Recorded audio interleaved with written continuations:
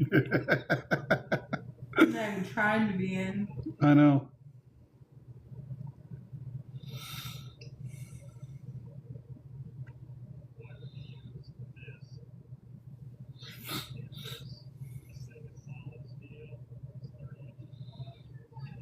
Mr. Dillard.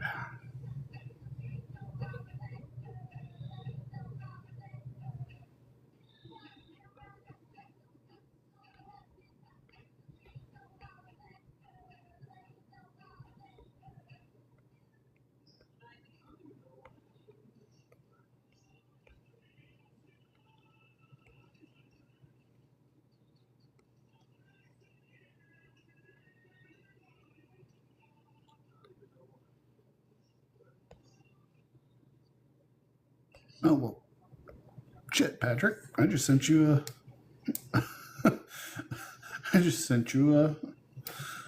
a message about it. You're already here.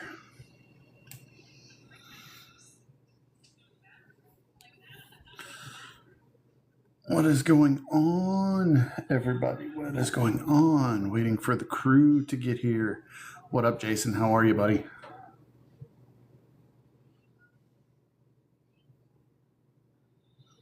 What up, Tony? Lizard is in the chat. Lizard. All right, there's the pickle man.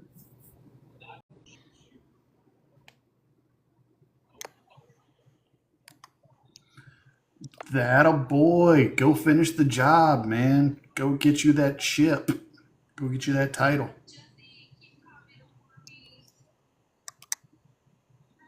Yeah, Mizzou lost a heartbreaker.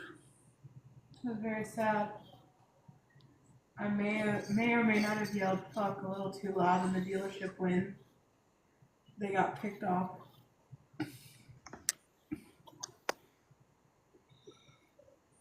Hey, buddy. What up, what up? That's right, Mark Dillard. Mr. Dillard. He's crushing it. Yeah, I mean, Mizzou held their own against Bama. You couldn't have said that as recent as like 3 years ago. So,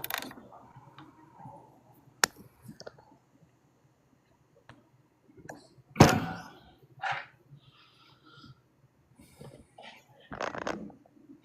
kind of a big deal. People know me. People know me. I have socks that say I'm a kind of a big deal. People know me. I still got to mail off your stuff. I'm terrible at that. I've got everything ready for you. I just got to put it in a sack and throw it in the mailbox. All good. So how's everybody's week going so far? Going good. I'm going to have Mom do a couple of more mock-ups with it, a couple of different colors to see how they're going to look before we roll everything. I had another great idea, but we'll save that for later. Oh, there's the man of the hour. What's up, guys? Hey, brother. What up? How we doing? I'm good.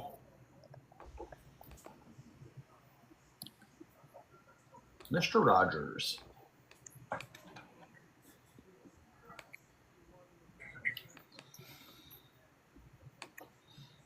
Hey, Patrick. What up, Patrick? My man. Still haven't got my invoice for my jersey, just FYI. Craig. All right. There's Jolly. What's up, Patrick? How you All right. Good. So, welcome to Bowlers Helping Bowlers, everybody. Glad to be back with you on this Saturday evening. Hopefully everybody's doing well. We're going to take a quick second to introduce this week's guest, Mr. Jolly Roger Bowles. What is going on, my man? Not much. Another fun Saturday night. All right, so you were like one of my first follows when I got into the bowling community because I have an advanced degree in smartassery and dry humor and sarcasm, so you're right up my alley. Without a doubt. My question is did this come like organically, or did you try some other things before you landed on this? How did we get here? No, this was pretty organically. Guys being guys, hanging out in the pro shop.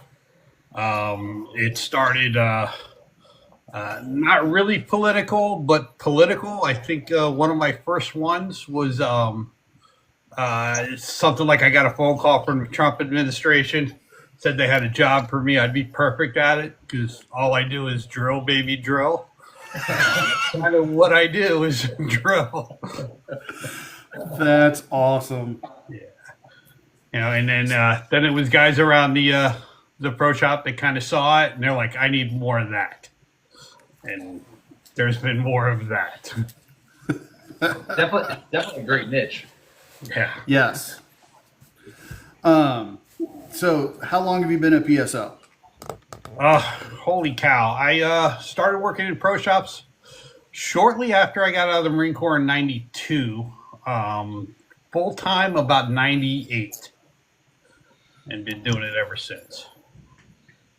You know, for the most part, in the same bowling center. That being said, what is the weirdest request for a drill that you've ever gotten? Oh my goodness.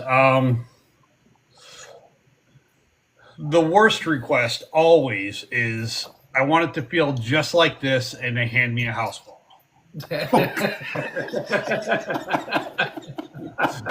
And then we have a conversation. That sounds like that'll happen a couple of times a year. That sounds like our buddy D-Gab when somebody brought in a Black Widow 3.0 solid and said he wanted it to move like a tropical surge. We get a lot of that too. You know, I want let's take a Black Widow 3.0, but I want it to be skid snappy. Yeah. Well, let's pick a different ball. Yeah. How about we not pick any solid at all? Yeah. Not gonna work. What's going on, Carter? Yeah, and as far as that goes, everybody knows your tagline "See on the lanes, weirdos." Yeah. Where did that come about? Truthfully, I stole that. Love it. There's another guy I follow on YouTube and TikTok and all that stuff. He's what is it? Angry Cops. Billion followers kind of thing. Military guy. And I've been following him for a couple of years. And at the end of his is see you next time, weirdos. And we're all weirdos. So Oh God, yeah. See on the lanes, weirdos just hopped in there. Okay, Hey. we are 6 minutes in, and I'm already wiping tears away from my eyes. So this is going to be a good We're one. only getting started. So before we get too far in, you mentioned that you wanted to do a shirt giveaway. Sure, absolutely. So how do you want to run that? I really don't care. You know? I mean, we can pick a random person from this, and then I'll do two. We can do one from this, and then one from if we want to do something on YouTube or whatever. Do we want to do like a set goal for likes or something along those lines? And then after we get to so many likes, then anybody that's still in the live, we can basically draw from those names.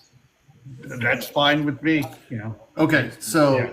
how about we set a like goal, Okay. and then your entry into the giveaway will be putting the word weirdos in the chat. Perfect. Yep. I like it. After we get what's our 100 million. I didn't get to ask the question. But before we go too far, my buddy Carter, congratulations, dude. He just shot his first 300 in league. I've been following him since he was a wee little junior bowler, and he is definitely coming into his own. So congratulations, my dude. That is awesome. You never forget your first one. I'm not going to talking more than bowling. You've seen my TikToks. There's innuendos everywhere. I was quick on that one. Oh, Yeah, we're gonna have so much fun tonight. all right. So, you said you got into PSO work once you got out of the Marines. First of all, thank you for your service, sir. Oh, my pleasure. I got lucky. I had a good job. Out of school, a group of people came to the schoolhouse and were looking for volunteers for a special duty, and that's all they said. And if you've ever been in the military, you know not to volunteer for anything. But something said, go to the meeting. Let's see what this is. And a buddy of mine and I went to the meeting. Turned out to be the unit. It's called HMX-1. That unit is responsible for transporting the president via helicopter all over the world. So the big green and white helicopters that you see the president get on and off of, I guarded those for almost 6 years, about 5.5 years, was involved in that. So during that's pretty during lucky the Reagan assignment. and Bush administration, That's a pretty lucky assignment. It was without a doubt, right place, right time, and being smart enough to go and see what it was all about. That's awesome.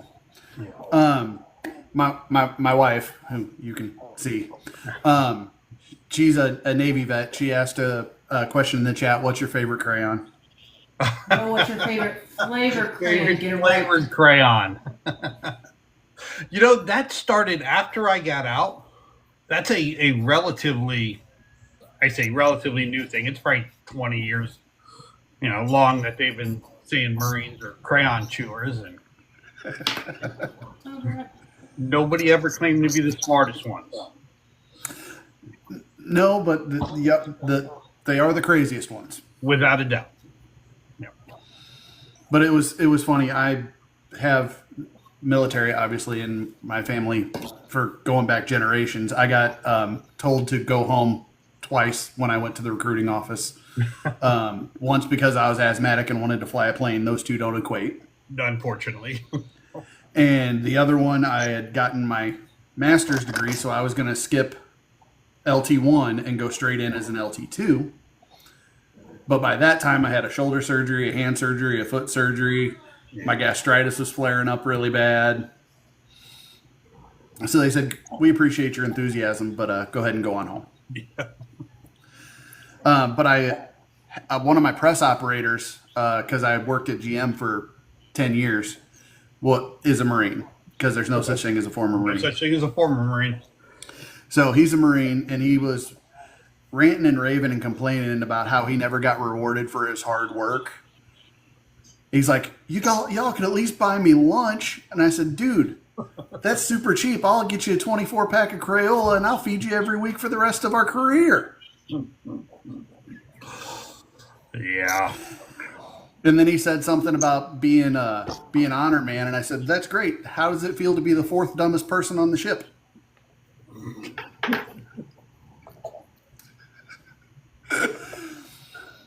But no, Air Force, Navy, Army.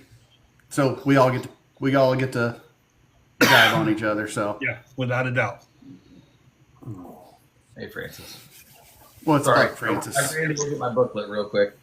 I'm basically gonna write down everybody's name that puts keyword in, and then I'll do is I'll just assign random numbers. It's not gonna be when you put the tag in. It's just gonna be a random number, and then we'll just pick a number at the end of the episode. Sound good? Sounds good. Perfect. So, what got you into drilling balls? Oh, man. I've bowled for as long as I can remember. My family was all bowlers. Both my parents bowled. Both my brothers bowled.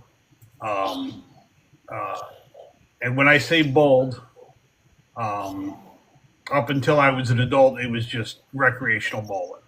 We'd go on the weekends, that kind of stuff. Had your own ball and shoes and stuff, but it wasn't bowling as we know now. Yeah. When I got out of the Marine Corps, my little brother, who's 7 years younger than me, was really into competitive bowling as a youth bowler. Really good. Had already shot a couple of 300s by that time. And so, you get out of the Marine Corps, you got to have something to do. The bowling center was as good as anything. Hung out there, met a bunch of people. 90% of those people I still know today. At least all of them that are still bowling. And just kind of fell into it. My brother did a little work in the pro shops, so I hung out in the pro shops. Buddy of mine ran one of the pro shops, needed some help. I hopped on. We had the 2001 Ladies Nationals tournament in the area at the pro shop, or at the bowling center that we were at. So I worked that with him, and that was 7 days a week, 7 a.m. to about 10 p.m. every day for 8 weeks, something like that, and just never stopped after that.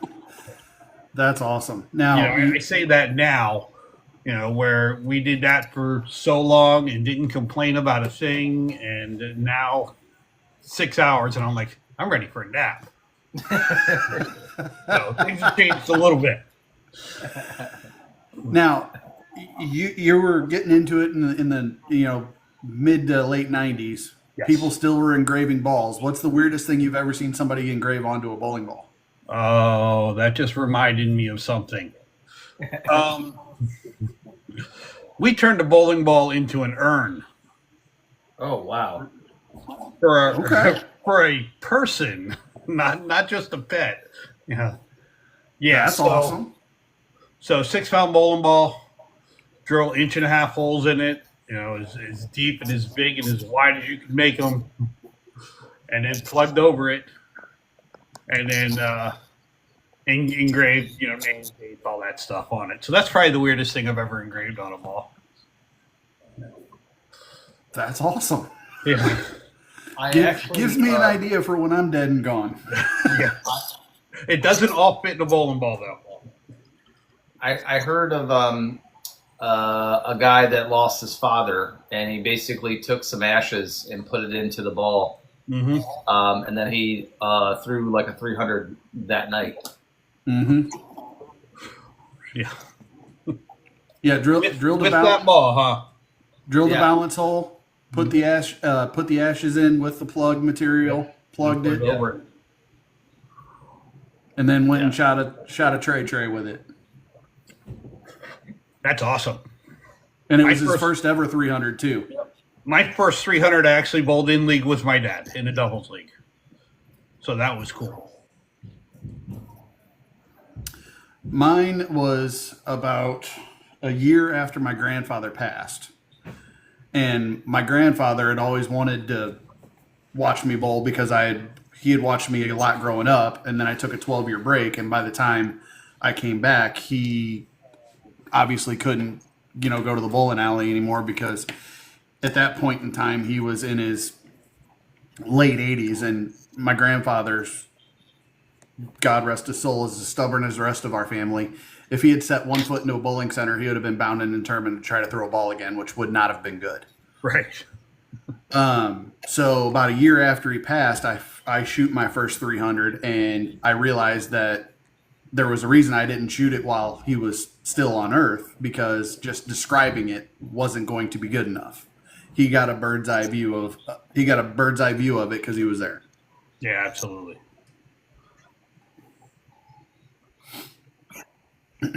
Let's see.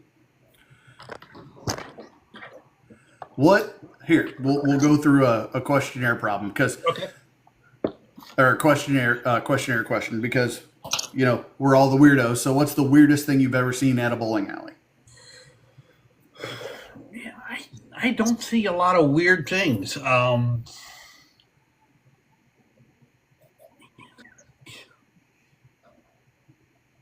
I can't really think of anything weird. I mean, there's cool stuff that goes along with it. Just the amount of people that you meet, the different kinds of people that you meet. from all backgrounds and walks of life. You want to talk about different people that you meet, everybody from, somebody you would think was homeless, all the way up to, I drilled bowling balls for an actual rocket scientist. This guy worked for NASA. So, and, everything in between from movie stars. I drilled a bowling ball for Will Smith. That's pretty cool. Yeah, my partner drilled a bowling ball for one of the Jonas Brothers. Yeah, just stuff like that. That's cool. Yeah. I mean, Will Smith was kind of a funny story. It wasn't even at my pro shop. It was a Sunday. I was in the shop with a buddy of mine who bowled a lot of regionals. So we were getting some of his equipment ready for a regional that was coming up. And the phone rings. And it's Sunday afternoon. Pro shop's closed. I'm looking at the phone going, I don't even want to answer it. But something said, answer the phone.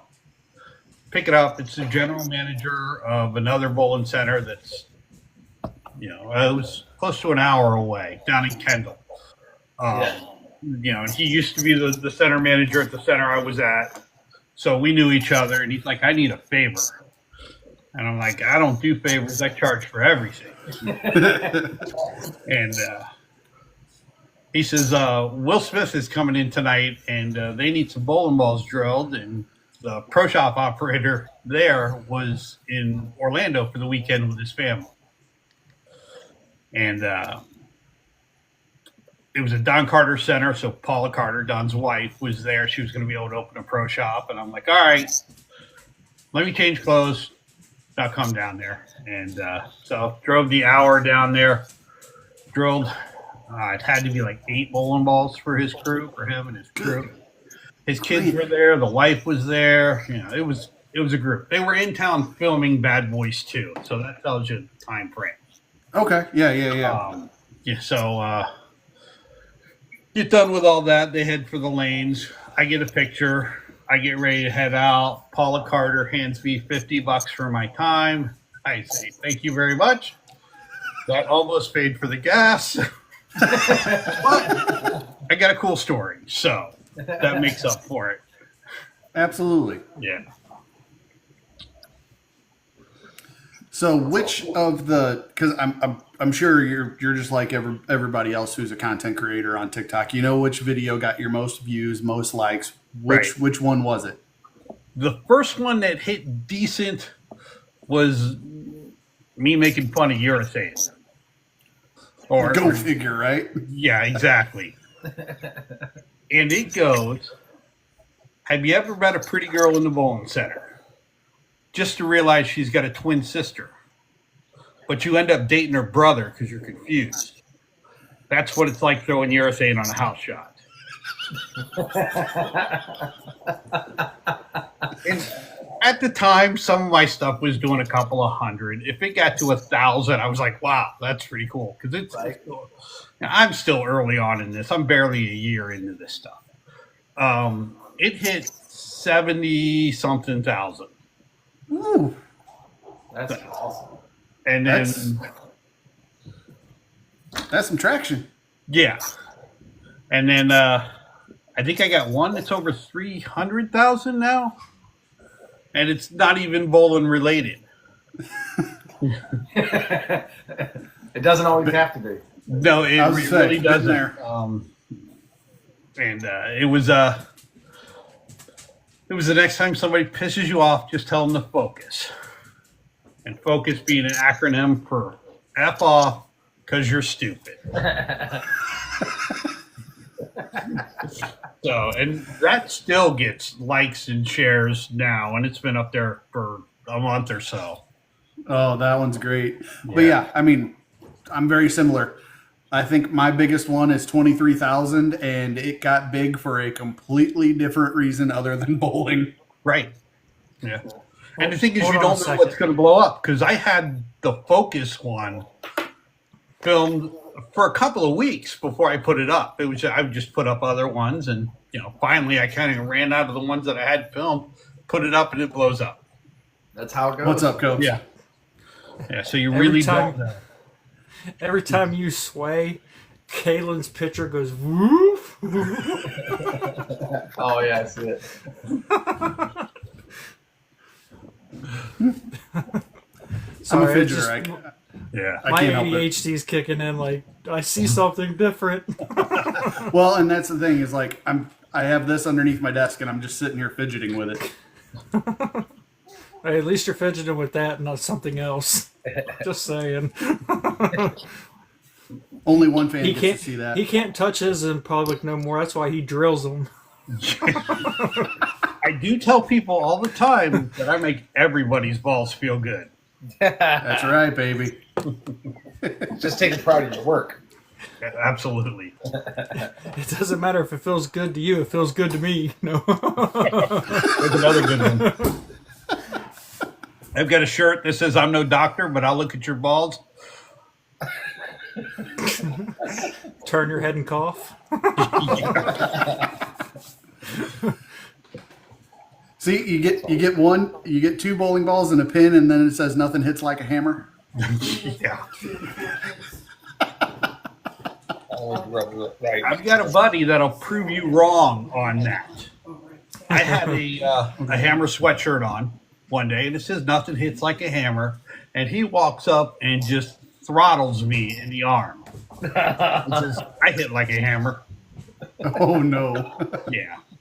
This is also a guy who trains MMA, does a lot of sparring with some of the UFC fighters and stuff. He's training the guy for the Abu Dhabi fight coming up now. So, yeah, he hits like a hammer without a doubt. I'm pretty sure I know who you're talking about. I think I ran into him in Walton Manors. Rome is his Yeah. name. Yep. Yeah. That's exactly what we're talking about. Yeah. Awesome guy, though. Yeah, dude, he's super cool. Yeah. You wouldn't know it by looking at him. Tattoos No. everywhere. Yeah, honestly, when I saw him, I was like, I think we were doing I think it was one of like the charity tournaments, and he popped in, and I was like, I asked somebody, I'm like, who is that dude? That dude's pretty scary looking, and they're like, oh, he's MMA. I'm like, yeah. Duh. That guy likes to get punched in the head for some reason. But I did eventually get to talk to him. Yeah, he's a super nice dude. Yeah. Yeah, he goes running every Friday. He runs 5 miles because he hates to run. So Makes sense. likes to put himself in that uncomfortable situation. Which you got to. Yep, that's the kind of guy he is. It's like going to a lane on completely birthday burnt lanes. Oh yeah. Oh yeah. I don't know. I bowl pretty good on them anymore. I don't bowl good at all anymore. We are struggling with I don't know if you know, Bolero went to new oil. So all the centers are using the same oil, and we don't know much about the oil. So we're figuring it out, you know, oil patterns and stuff like that. And I'm struggling, just absolutely struggling with it. It feels like I have, you know, 3 or 4 boards of room in the game 1, and that turns into negative 3 or 4 boards by game 2. And then I'm just all over it. I'm moving left, moving right. I feel like I can throw a 1-bagger, but not a double. I was gonna say, I can vouch for that. I bowl at Bolero on Tuesday nights for our Tuesday night trios. Mm-hmm. I am currently at a 208, and I am the 3rd highest average in the league. Yeah. Yep. I've been in a funk too. I mean, I can't string nothing together here lately. It's I don't know if it's drilled wrong, if it's me, mental. Who knows? I know it's me mental a lot, but it could be, you know, bowling balls that were good for the old stuff just aren't matching up to the new stuff.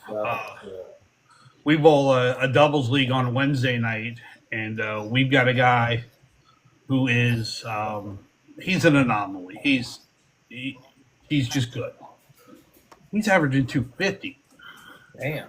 He's got 3 or 4 300s in the league already and 2 800s. He was this week. He was 589 after 2. I would have been happy with 589 after 3. Right. He's just kind of, he's good. And he's been good for a long time. At one time, he was the youngest bowler to shoot 300 in the nation. So he's been good since he was 13. Good granny. Yeah, and he is just, he's tall, he's long, he can create some speed, and can just lay it down on a dime if he wants to.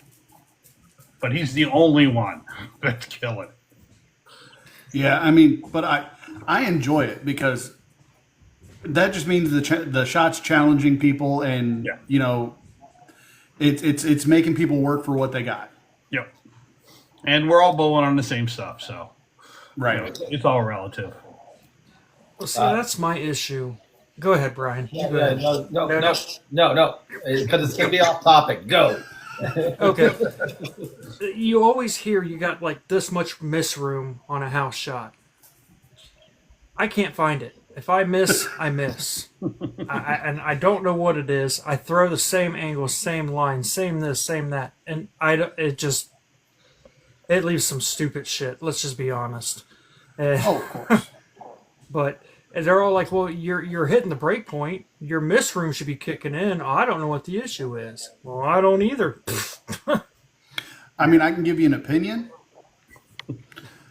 A lot of times on the house shot, it's the ball that you're throwing that gives you the miss room. You're trying to find the ball that actually has the most miss room in it. Right. Because on a house shot, they're all more or less going to have somewhat similar motion. Obviously, solid ball is going to hook sooner, a pearl ball is going to hook later. But on a house shot, they're roughly going to have the same motion unless you're like on two different extremes of your bag. It's just finding that ball that is the most forgiving ball for that particular night. That'll give you the most miss room. I get that, but I'll throw my Mania, same result every time. Mm-hmm. The Hazmat Pearl, same result every time. The Bubblegum Vibe, same result. The 3D Offset, same result. I'm at the point where I just throw the ball. What happens, happens. It's getting frustrating. If I break 150, woohoo!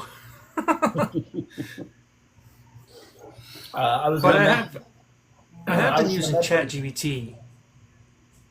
Yeah. And it's been helping a lot because it will tell you each step to what to adjust each time. If you say your last throw, it'll say, "Oh, it's still going in good," but I would start looking for transition and start to move left right now. One board, da da da da. It's been helping. I mean, my last 3 games were, I think, 192, 195, 192. So I mean, it did work a little. So I mean, it just could be not moving properly. Brian, go ahead. With that being said, after the week I've had, people stop using ChatGPT for all answers. It's not always true. No. That being said, but it works for me. But it's definitely a resource. I'm not saying. I'm not even talking about bowling. I'm talking about people like talking about painting stuff. What I went through this week, of people telling me what they read on ChatGPT, and I've been in the painting industry in my entire life. I know how paint works. I know what you're supposed to do. Stop telling me what the product's supposed to do. Just say it. Anyway, back on topic. I was gonna say to you, you know about Spares closing down, right? Yes. You know that you're gonna have a ton of people heading your way.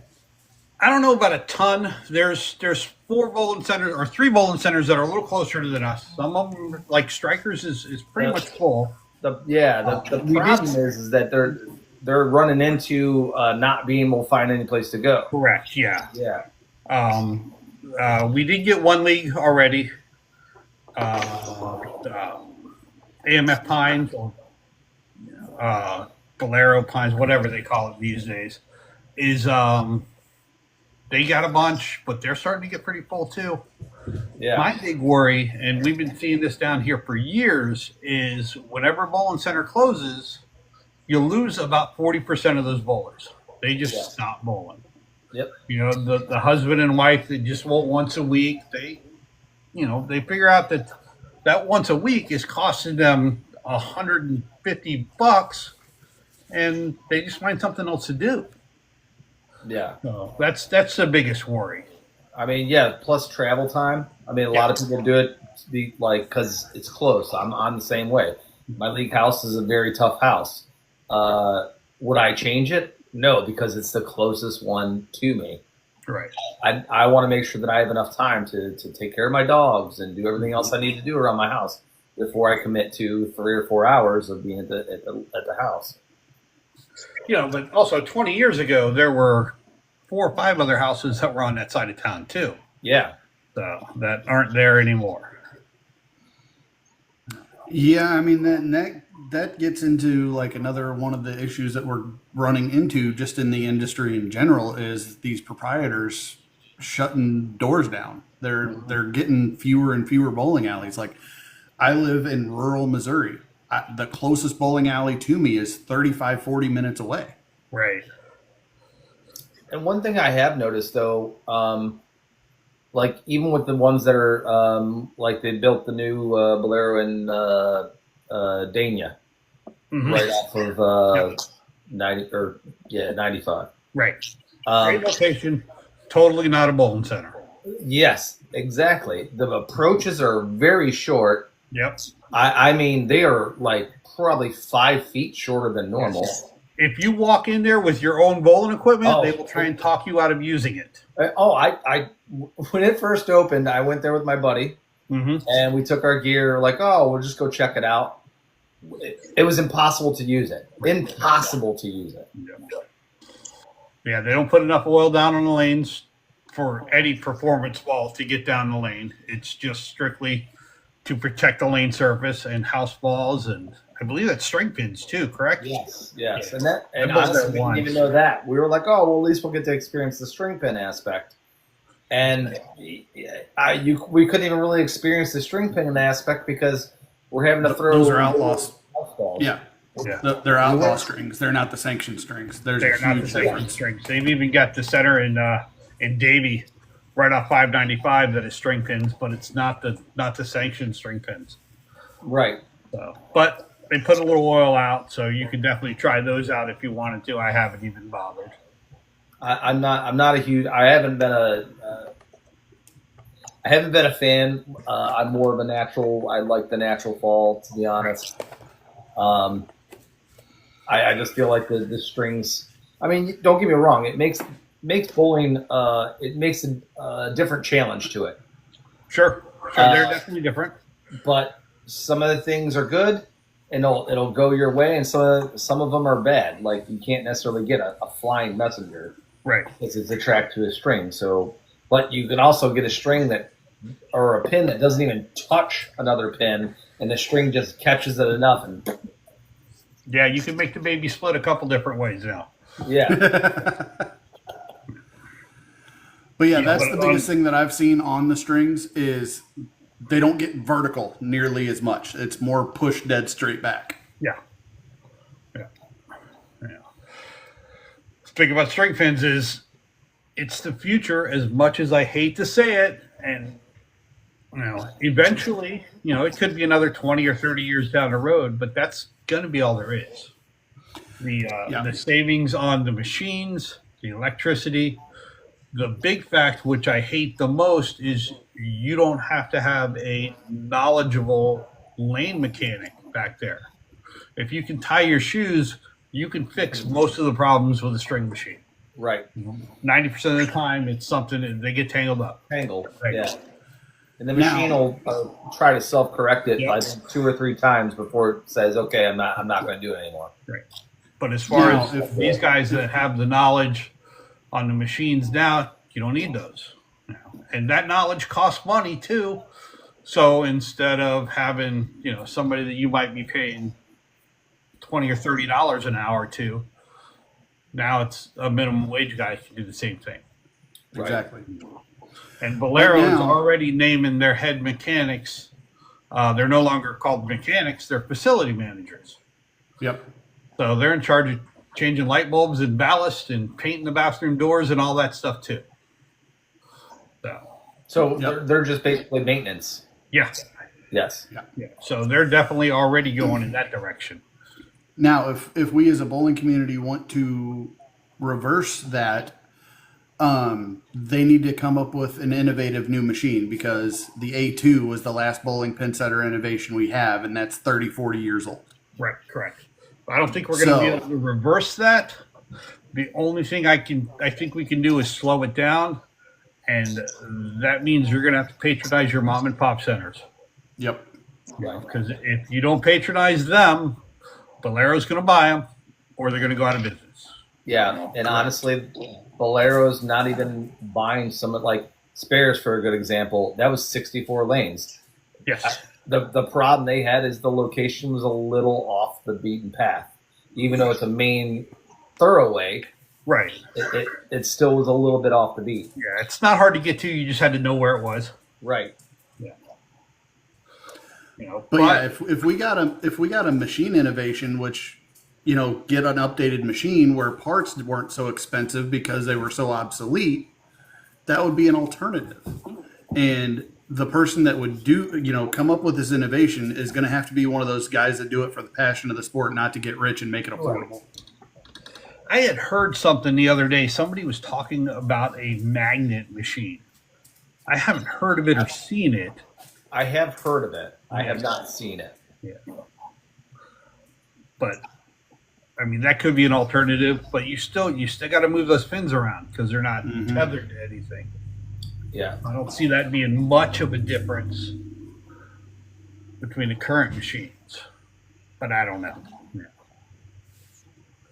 Yes, Well, I mean, I'm not an engineer, so Yeah. we were actually, Hayden and I were talking about that earlier about meeting probably at the same bowling alley again if you wanted to.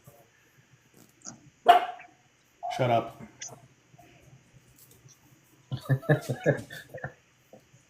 And Got to get to her quicker. She'll bark the rest of the show. I'm the same way with my dogs. Yeah. Stop it. But yeah, I mean, it's gonna, like I said, take somebody that's got a far more knowledge than we do to make an updated machine with affordable parts and not want to get rich off of it. Yeah. I mean, that is the one alternative we're gonna have to strings to give an alternative to that, and I just don't see that happening. Yeah. I think it would have to be one of the players now. I mean, as far as business wise, either an SBI or Brunswick or something like that. One of the big boys in the business is going to have to, if they wanted to go in that direction. I agree. Oh, I mean, Brunswick they did the A2s, so I mean, they could easily do it again. Well, I guess it all comes down to material cost. I mean, Yeah. Right, that's the it's kicker cost. right now. Yeah. I mean, Chinese metal don't last long, and it's still just as expensive as anything else. America don't really hardly make stuff anymore, so you can't get that good solid steel anymore. Right. So you're going to need to have somebody like an Elon who's got more money than he knows what to do with. That just has a love for the sport. Yeah. Right. I mean, end of the day, times have changed. They used to make things to last. Now they don't want to make things to last because they want more money coming in. They want you to have to buy more. They want you to have to get parts. They want to basically stick you into like a service constant. So it's a no-win situation. I mean, even if things are built here in the USA, I don't think it's going to be built the same way it used to be. By any means. But you're right, Patrick. That's the issue is the parts for these pin setting machines that we have now are obsolete. They're getting harder and harder to find. And the people that know how to use those parts efficiently and, do a good job mechanic wise, they're starting to age themselves out, and there's nobody that's willing to learn ancient technology to keep them up and running. Right.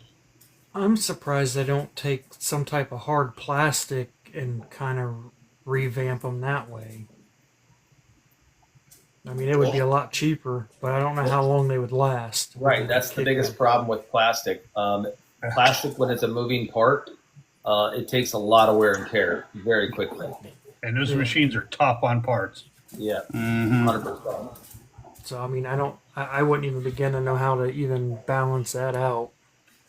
You'd have to sit down with a team of engineers at a college and maybe figure it out because they're not getting paid regardless. It would I have to mean- be something like plastic with a resin, maybe. But Yeah, I was just thinking that like a mix of the plastics and like carbon fiber. yeah, Yeah. something. But carbon fiber is not cheap. No, That's the only downside about carbon fiber. It lasts long, but it's expensive. Yeah. They should recycle some of them old cars in the junkyard that's just laying around and make stuff out of them. It would be a way to clean up the environment too. right? Yeah, but now all the cars are mainly freaking fiberglass. Yeah, but you could Yeah. still. There's like 20 junkyards around here that still got cars from the 80s in it. I mean, some of them steel frames would be just remelt them down and redo them. You know. You mean like I mean, Berettas, Luminas? Yeah. Pontiac Fieros, watch the Oh, lanes yeah. blow up when they're going. The old I mean, 70-something LeBaron. That thing was a tank Yep. on wheels. Like out here, there's 3 junkyards full of nothing but school buses. Why not use those? They're strong enough to carry them little brats around. Without seatbelts. Right. Facts. Date myself again. No, I I'm mean right I'm here the with you. youngest one here, and I remember riding on school buses without seatbelts. And no helmet. He was the window licker, though. There's no doubt about that.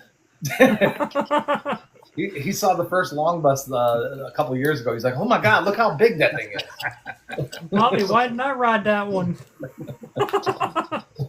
I was don't know, born but and paint raised chips in are awful South good. Florida. There's definitely something wrong with me. I was born. That was what's wrong with me. What is like your biggest pet peeve when you're bowling? Oh man. Lately my biggest pet peeve is it's with the better bowlers too. It's the fact that they complain about the amount of handicap that some of these newer bowlers are getting. We all start out the same way. Yep. There's no God-given talent in this sport. We all sucked when we That's started. not- Yep. You know, a lot of these people that are getting 80, 90 pins a game kind of deserve it. But also, when we're bowling on tougher lane conditions like we are right now, it's almost impossible to catch them Right. because they're throwing that ball right down the middle of the lane. Yeah. Exactly. But that's a matter of time. That'll sort itself out. Now, Jolly, I have one caveat to this because Okay. it just happened to me on Tuesday. We had position round on Tuesday, right? Oh. We are the second team in the standings. We're bowling the first team in the standings in position round. They bring in a guy who has to establish his average in the league on position round and averages 127 and gets 73 pins of handicap and beats us 2 out of 3 games. Yeah. So Yeah, but there's- that's my one caveat. Yeah. There should be a stipulation in the league that on a position round week you can't use a sub. yeah, we You have to have take we a have line. rules. No new bowlers on position rounds. Yep. Same. There are leagues that say a substitute can't average more than 10, 20 pins, whatever it is, more than the person that they are replacing. So there's some stuff you can do about that, but you don't know about it till it happens, and then But yeah, needless Yeah. to say, I walked out of that bowling alley not very happy. yeah. Yeah, you could have somebody sub for you as long as they're on your roster if it's position round. Right. But you cannot have someone just pop into your. You can't find You can't find like Jamal, like for us, which is a great bowler over at Strikers. You can't just bring him in Yes. and just wipe the pins down and expect to. Yeah, it's not going to happen. You have to have him on roster. But yeah, I knew it the second I walked in because I was like, this guy, because he was at our old house that shut down. Okay. And I'm like, this guy's not going to average a $135. And I went to their team captain. I said, I see what you're doing. You're bringing in the handicap ringer. I don't know what you're talking about. The best is when they walk in and they have, SST 9s on and they walk in with a 4-ball bag. Yeah. It's all new stuff and average 135. Yeah. Right. But yeah, this guy bowls off the wrong foot, throws plastic, bowl shots. I mean, I knew what we were, and I told about the other established guy because me and my doubles partner have been in the same trios league for years. I said, dude, we're gonna have to beat them by 100 pins a game just to be safe. Yeah. Because like I said, I have the third highest average at 208. He has like the 8th highest average in like 198, and our other guy's a 185. Right. So you're getting the least amount of handicap. Yeah. Or close to that in the league. Yep. Yeah. So what's your opinion on player strength in the league? Would you rather bowl a trios league or a doubles league or 5-person league or 4? I do all 4. I do all 4 leagues. I'm in 3 leagues and they're all 4-man teams. Okay. 5-man teams take way too long. Honestly, even the 4-man teams, I feel like I'm always the last one out. And of course, 2 of the teams I have the same group, and they always say, "Why are we the last ones?" And I'm like, "It's you," because they are good. They just don't pay attention. I love trios. Yeah, I like trios too. I like the pace of it. We had to, when I say we, the pro shop, we had to start our own leagues because the pro shop didn't close till 8 o'clock. Everything started at like 6:30, 7 o'clock. Mm-hmm. We would have had to shut down the league and not really take care of that, or shut down the pro shop, not really take care of those league bowlers coming in to bowl. And bowl, and we weren't willing to do that. So we started a doubles league on Wednesday and a trios league on Tuesday. And the doubles league is a dozen teams. The trios is 20-something now. So they're not huge, but they're fun. The pace is good. The doubles league, we bowl 4 games, 2 against one team, swap pairs, 2 against another team. So if you catch, Matt Gilman's team, you're not getting smoked off 4 games. So you have a chance to win something. And boy, if somebody asked me to bowl on a 5-person team, I don't think there's a way I'd do it.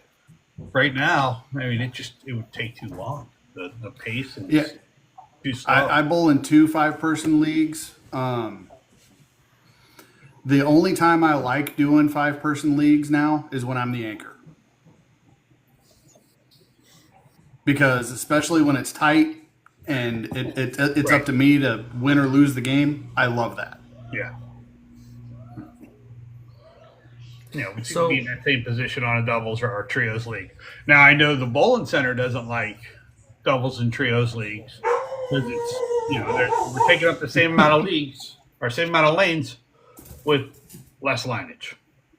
Right. So I had heard a rumor of Valero trying to kind of squash that, but I have my own opinion about them. Yeah, there's one house in my area that I refuse to do a 5-person team at because the pin setters are in the ball return is stupid slow, and I wouldn't get out of there till 11 o'clock. Yeah. Yeah.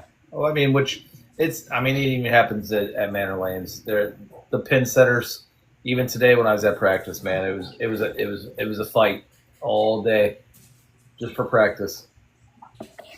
Yeah, I haven't been over there in a while since I bowled anything there. Used to bowl tournaments out of there and stuff back. When we had weekly tournaments and stuff.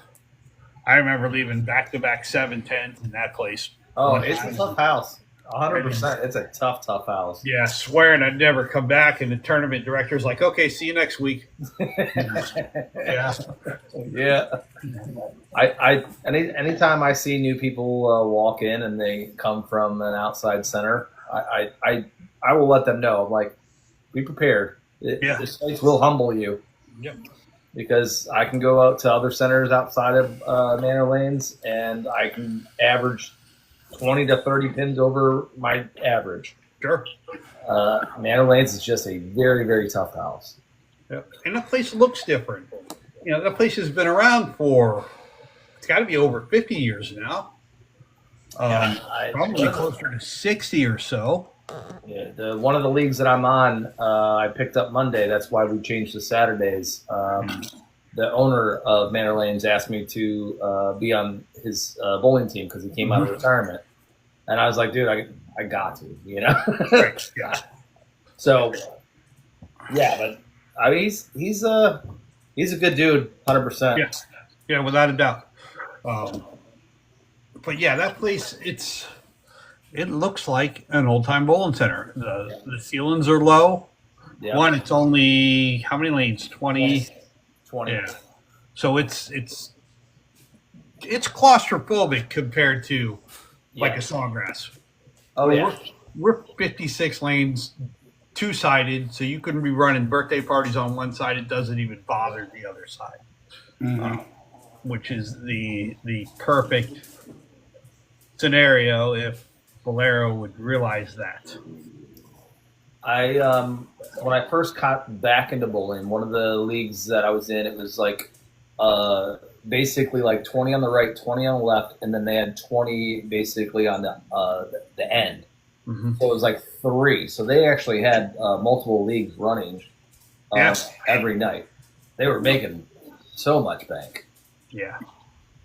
Scott's got a good question down there. Yeah, what makes certain houses houses tougher than the other?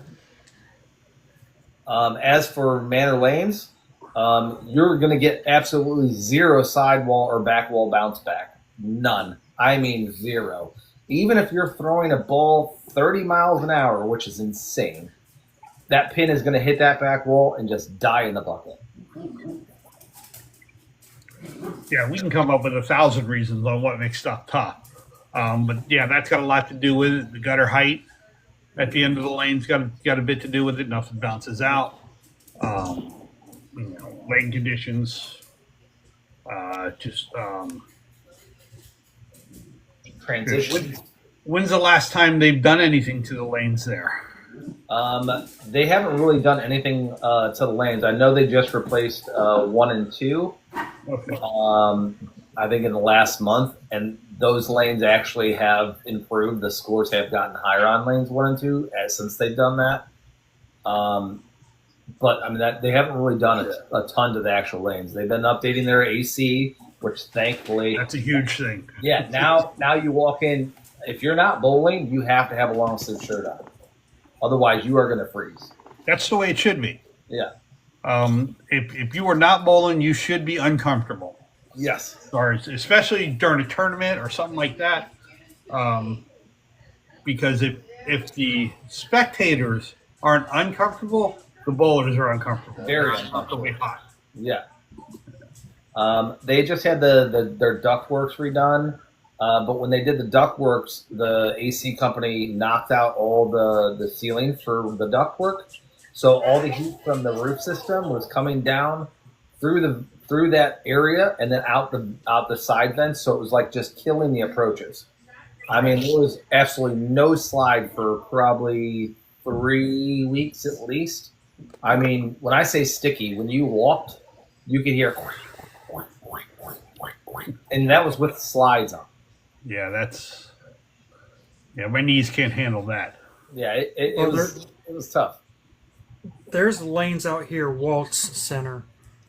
I shit you not, you throw your bowling ball there, it comes out completely black every single time. Ooh. It is so dirty there. you literally have to take a scrub pad with you just to take off some of the scuff marks and stuff. Most likely that's It is- carpet or belt. Belt. And that's the guys in the back just not either they're not doing, routine maintenance or they don't have time to do routine maintenance. Yeah. Well, see, I don't know. I'm pretty sure that they take care of those lanes. I don't know. I don't bowl there regularly, Right. but I just know they are dirty as can be. I mean, Yeah. my Black Widow 3.0 was coming out blacker than it was going down the lane. I mean, I used a brand new rag just to see how dirty it was, and it was completely black by 3 frames. I was like, I can't do that. It's hard to bowl out there. It's got to be them not wiping down the belts. Yeah. I don't know, Scott. I think you bowl there, don't you?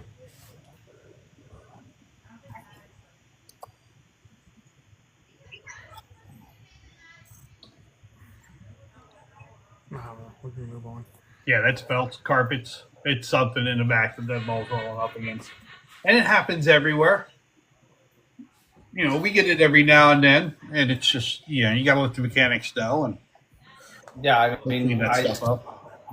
this past week, and this is not something that very happens very often at Manor Lanes, but when we were throwing leagues this past Wednesday, I want to say like 5 or 6 balls came back with some pretty good scratches across them, and they're like, we can fix it, but it's going to take like a couple hours. So it's either we basically keep rolling or we wait for the next lane to get done. Yeah, first lane to get done. Yeah, and then we have to transition to that, but then it's going to be burnt. So they're like, we can put some tape over it. We see what the problem is, but we can't just. It's not going to be a quick fix. All right. Well, at least they were able to find the problem. Yeah. Sometimes it takes that long just to find a problem. Yeah, I mean, it took them probably 15 minutes to Yes. figure out what was causing it. They put some tape on it. It did okay for a while, but by the time we got into our third game, bro, I was jamming. But by the time we got into our third game, it was starting to affect some of our gear again.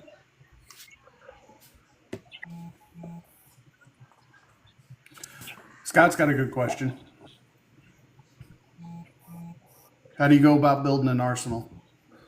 One ball at a time. Yep. Don't go to your pro shop and get 3. One ball at a time. Start filling holes. Yep. And talk about ball motion with your pro shop guy. What you want to see out of the ball, and then go from there, and then build to one side or the other of that. I always recommend finding a benchmark that you like, and then you can Exactly. go north or south off of that. Yeah, that's exactly what I was going to say.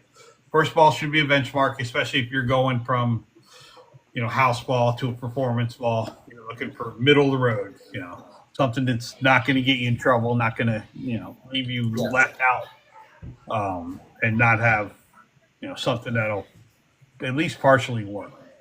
Yeah, and I mean, And end you of the decide day, what you want from there. I mean, everyone's got a different throwing style. Everyone's got different throwing speeds. The rev rates are all changed. So how I throw a ball is going to be different than how anyone else throws a ball. So what matches up for me might not match up for the next person. So literally, it's talking to your PSO, trying to get some time out, and have them watch you throw. If you get someone to do that with you, they're going to steer you in the right direction. Yeah. 100%. I was like, what are you fucking talking about? And that's tough to do sometimes. Sometimes your pro shop guy just can't get out of the shop. I mean, we have 2 guys in our shop, so all the time. So a lot of times we can, but there's sometimes where it's just there's a lot going on. We're getting ready for league. The league rush is coming in, kind of thing. But I always say, like, if you can have a talk with your PS, don't walk into a shop and expect them to drop everything, watch you throw a game. That's not going to work.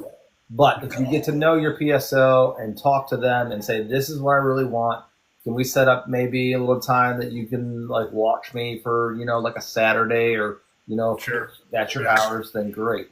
Always make sure that you're not being an inconvenience to people, because I know today's day and age, everyone wants things now. And that's not how it works, people. Sorry. Yeah. You got to respect people's time and what they do for a living, because we're all here to make money at the end of the day. No one's going to tell you you're going to go to work today, and we're not going to pay you, right?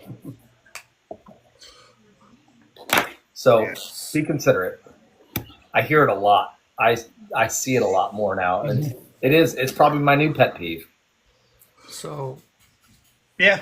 what Scott I try once told not to have pet peeves in a pro shop. I'm gonna help everybody, but sometimes there are times where Tony's the guy out front helping people there, and I am chained to the drill press, and it could be for hours.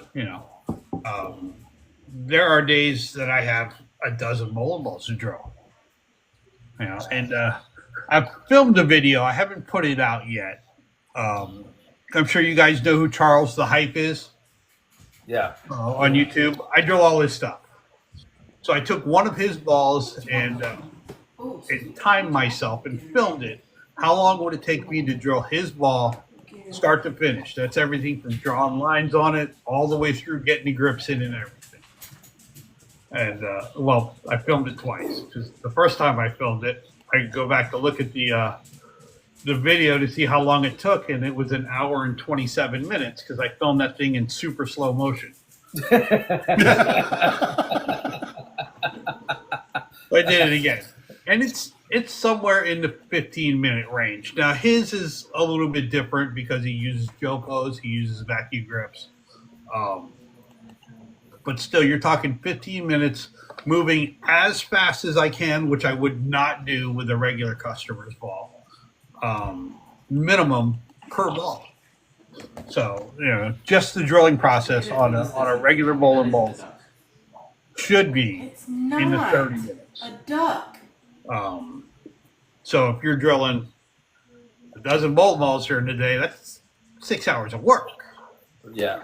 So it's not, you can't always stop what you're doing and get out on the lane, but you can set up times because there are days that are busier than others.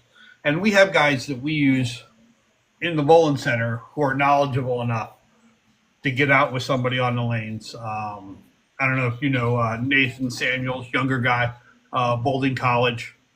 He gives a lot of lessons at our bowling center. We use him a lot.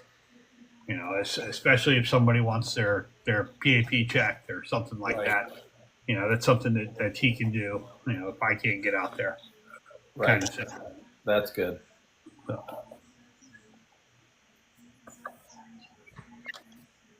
I never want to be the guy that says I don't have time to do that. Because it Right. stayed the first day of school until the So first day of school. I know that when I started getting into like the swag aspect, when I took it to get drilled, they had absolutely no like idea like what swag was even about. Sure. Have you seen a lot of swag come through lately? Yeah. For I actually Charles. have a swag ball. I threw it on Wednesday. So we carry swag in the shop. It's not a huge seller, but we do have it up on the wall.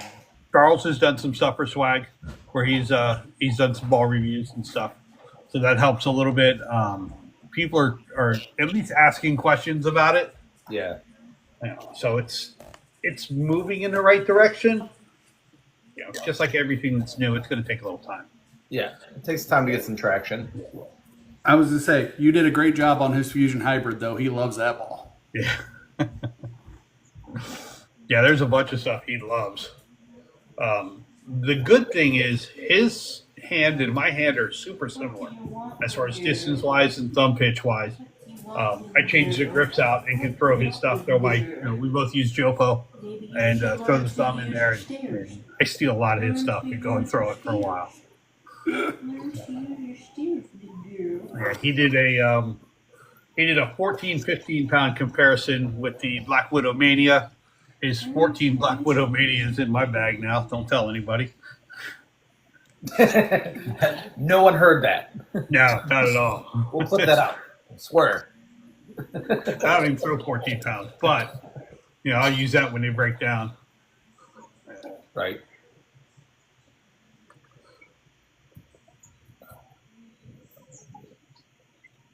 That's a guy you should try and get on here too.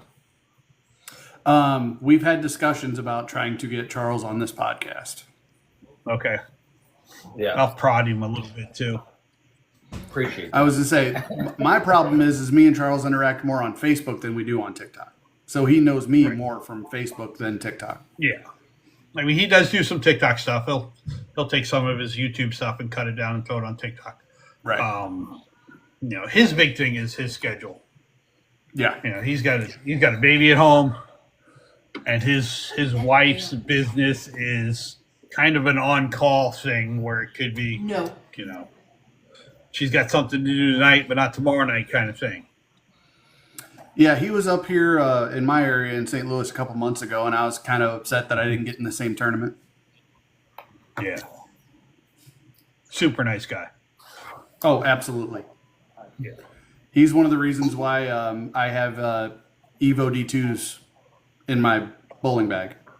And I love those shoes, by the way. I just got to put a Dexter slide on it. Yeah. Yeah, I think my next shoes are going to be I'm either thinking about something from Strike Force or Hammer's got a nice set. But I think I'm moving away from Dexter. They're just not as comfortable as they used to be. Well, and that's why I went Evo D2, because I have really narrow feet. So the double dial really helped me because I don't have to tighten the tops as much as I have to tighten the bottoms. Yeah, I like those a lot.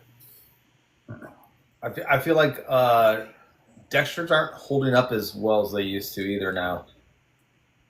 I've noticed like my one pair, my hook and loop, they died really early.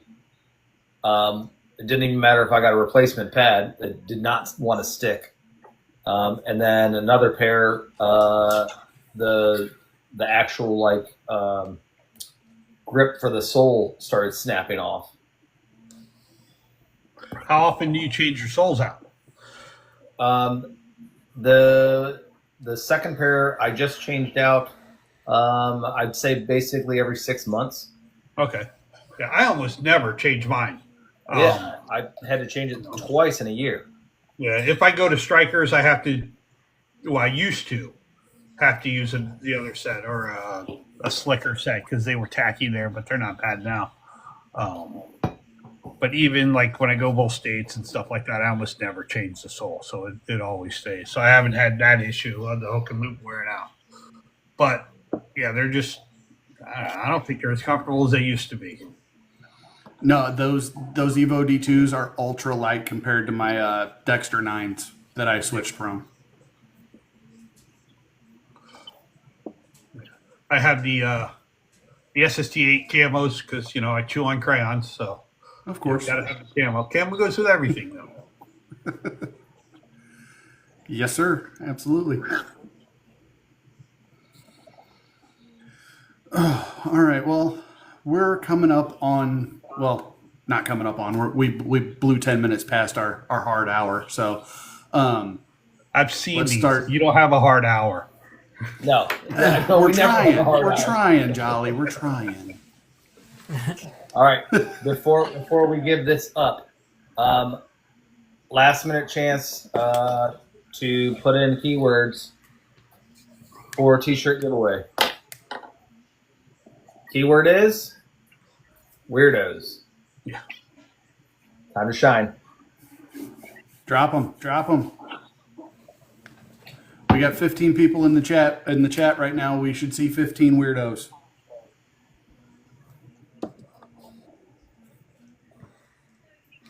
I see at least 3.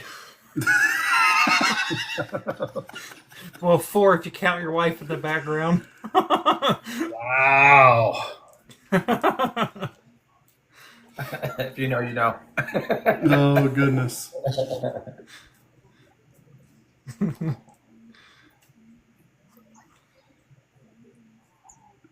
Maya All say right, weirdos. beautiful.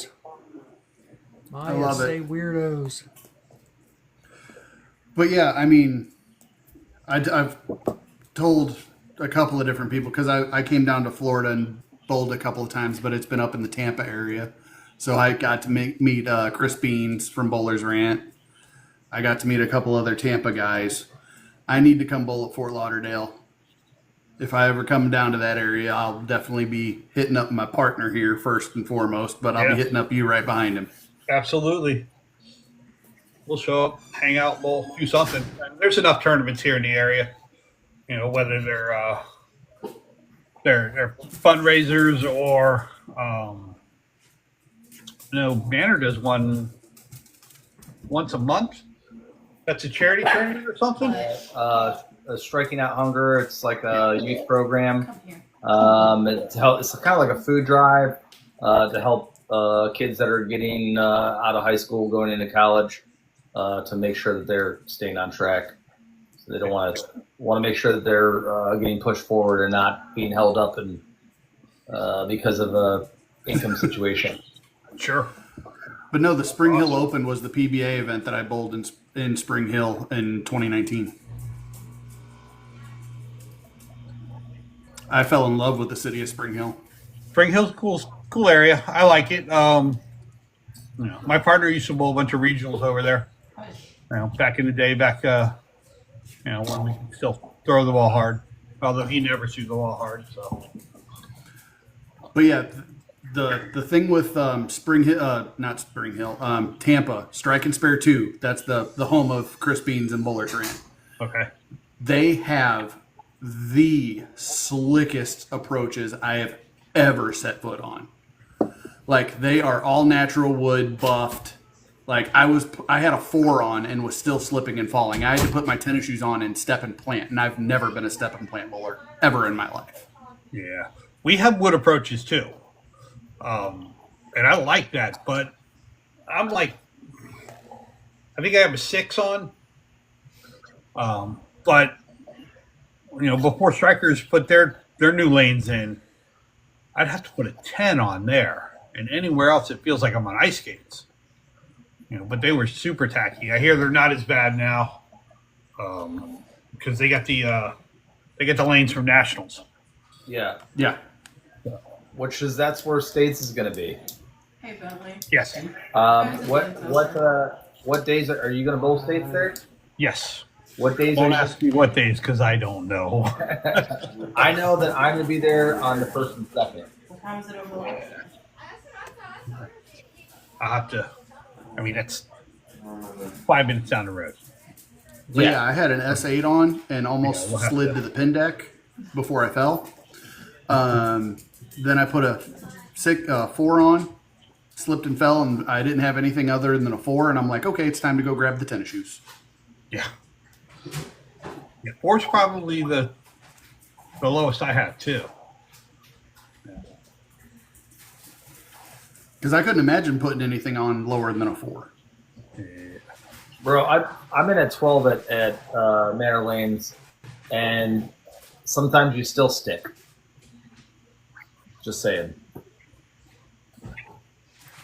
Yeah, that might be rough on my knees. It's been years since I bowled there. Though. Today was slicker than could be because they cleaned all the approaches. It's Yeah. amazing. When strikers first put down the new lanes, everybody was complaining about it being so slick. But that's got to do with the dust in the building. They just ripped up all the lanes, and there's dust everywhere. It's going to take a couple weeks just to get rid of that. Oh, yeah. We're saying they're better now. They're just struggling with the lane condition, and that's normal. Yeah. That's new lanes, figuring that out. And they put new pins in, so that doesn't help carry either. Yeah, and a lot of people don't understand that. New pins it's just like a new ball. It takes time to break in. Yeah. Period dot. You got to either have lane time, or when it comes to pins, they need to have constant action for how many games would you say a set needs? Man. Games wise, I don't know, but it's a couple of weeks of Yeah. regular league bowling Big bowls. before they start to. What it does is it rounds off the bottom of the pins. Right. Yeah. It copes it. Yeah. Yeah, brand new pin, you've got to push over, I don't know, like 9 degrees before it'll fall. You round those off a little bit, and it takes a little less to get Yeah. fall. So, Yeah, a nice season pin takes about 7.5 degrees to fall. yeah. And you would think that's not much, but that's everything. Because you can tell when they put new pins out. Or at least I Yeah, can. you get a lot of shaker 7s and a lot of shaker 10s. Yep. I put a video out, well, it had to be about a month ago because it was the beginning of the league. One of the few purely bowling videos. And it was first night of league. Frame 1, game 1, I leave the 7-10. I thought it was a good shot. Whack. 7-10. I'm like, great way to start out the league. Game 2, frame 1, 7-10. Game 3, frame 1, 7-10. You'd have thought my team won the lottery. They cheered so much. Guys in the background yelling, "You need to play the frickin' lotto!" I will say I had that happen to me not too long ago, but it wasn't all 3 games. It was the first game and the second game. Both first frame, pocket shot, 7-10 split. And I was like, My most recent video where I shot a 498 in league as a 210 bowler. Game 3 started with a stone 9 pin, and I'm a lefty. Yeah. I was like, okay, if I'm gonna shoot my average, I'm gonna shoot anywhere between 600 and 630. Stone 9's no big deal. Yep. But when I go 140, 160, and game 3 starts with a dead solid 9 pin, if my video wasn't sped go up, home. yeah, if my video wasn't sped up, you would have heard me more clearly say what I said. Yeah, that is not foul language. That is called bowling-induced Tourette's. It happens. Some of us suffer from it. periodic.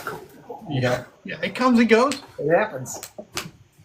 But yeah, I mean, and you can still hear what I said, but luckily it goes fast enough that it's like, okay, it's gone. Bull gooder. Yeah, exactly, Black Sheep. Brian knows the lingo. But yeah, anyway, let's wrap this up. We definitely want to get Jolly back on here soon because this was freaking a blast. Absolutely, anytime. Love to do it. All right. Those giveaway shirts, somebody needs to send me your logo because I'll put your logo on it too. So these they won't be one of a kind, but they'll be 2 of a kind. Perfect. Awesome. So with that being said, pick a number.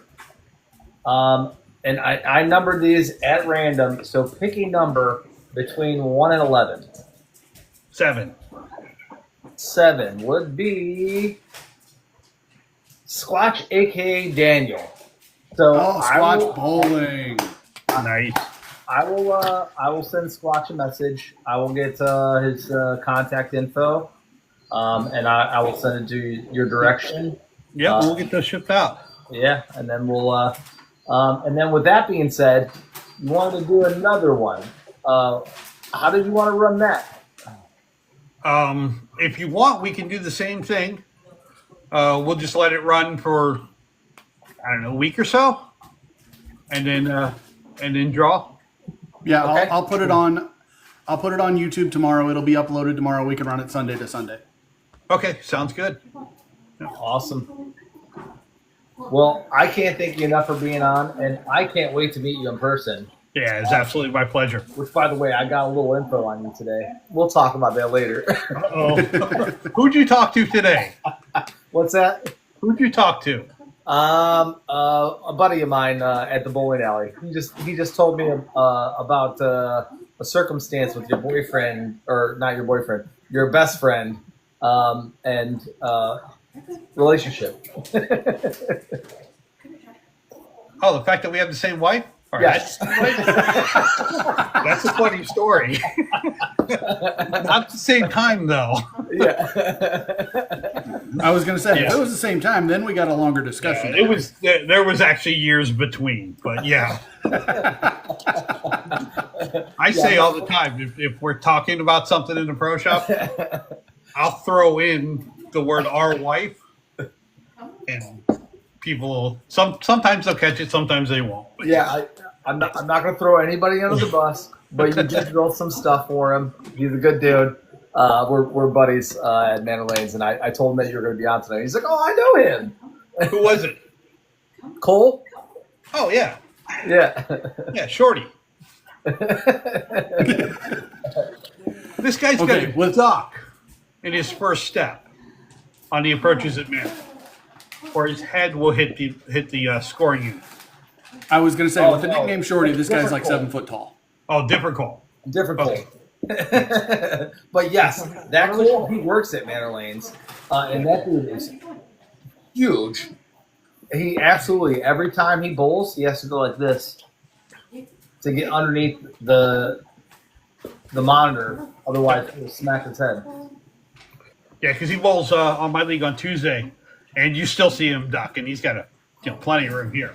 Yeah, it's natural instinct. You're that big. I mean, yeah. But Johnny, it is definitely a not miss episode. It will be up on the Bowlers Helping Bowlers YouTube channel tomorrow. Awesome. As soon as it's up, I'll spread the word. All right, we appreciate that. And I'll, as I always do, I'll do some promos to plug it as well, and we'll get the word around. And I honestly, I know we're going to talk again. I know we're going to have to. Without a doubt. And that's the other thing. If you want them to be two genuine one of ones, we can send you 2 different BHB logos. That's up to you guys. Whatever. Doesn't matter to me. Because we have about 4 or 5 different variations. Okay. Yeah, we're Either way, always, it doesn't matter. we're always changing things up a little bit. All righty. Well, it was an absolute pleasure. Cobra, you got any closing words? My approach, my lane, stay in yours. I love that. Bry? I just want to thank everybody for coming by, for the gifts. Thank you for being a part of this. Kick rocks or throw the rock. Jolly, you want to sign off All slowly? right, guys. As usual, see you on the lanes, weirdos. I love it. All right, boys. Well, we say it at the end of every episode. There will never be a last time. So until the next time. Till next time. See you guys.